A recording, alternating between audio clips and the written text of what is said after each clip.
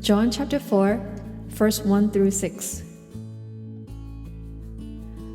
Now when Jesus learned that the Pharisees had heard that Jesus was making and baptizing more disciples than John, although Jesus himself did not baptize, but only his disciples, he left Judea and departed again for Galilee, and he had to pass through Samaria. So he came to a town of Samaria called Sychar, near the field that Jacob had given to his son Joseph. Jacob's well was there, so Jesus, weary as he was from his journey, was sitting beside the well. It was about the 6th hour.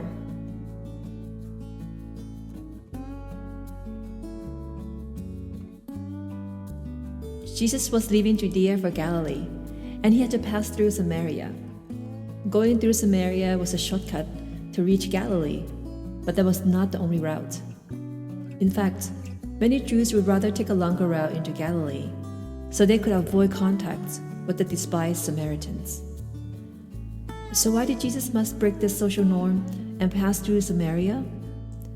It was certainly not a geographical requirement, but it was for the need that the Lord saw in someone's heart, and that prompts the necessity of this midway stop. As we read further into chapter 4, we may see that Jesus was purposely taking this route, just so he could stop by Samaria to bring a very important message to a Samaritan woman. The Lord never fails to have his unique and personal way to reach out to his people. From seeing the true Israelite Nathanael, who was sitting under the fig tree, to calling the fisherman by the shore. From touching the eyes of the blind to touching the hand of the man with leprosy.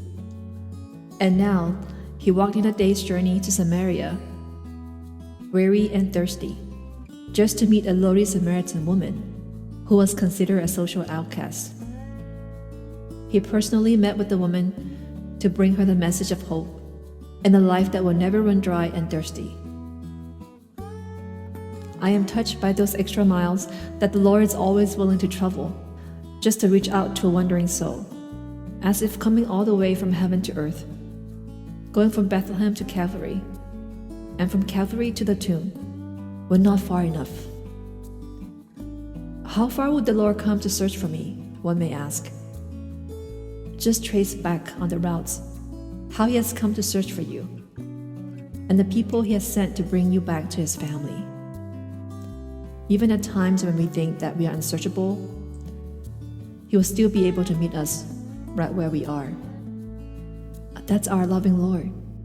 He'll never give up on us. Now, how far are you willing to follow him and go for him? May the Lord lead you to his heart and follow him closely. Dear Lord, thank you for coming all the way from heaven to search for me. From the manger to the cross, from the cross to the grave, you have come a long way to look for me and to bring me home. Every personal encounter with you is unique and special. When I stumble and fall, you will still search for me as far as needed to meet me where I am and set my feet on solid ground again. Thank you, Lord, for never giving up on me. Lead me to your heart and help me to follow you wherever you go.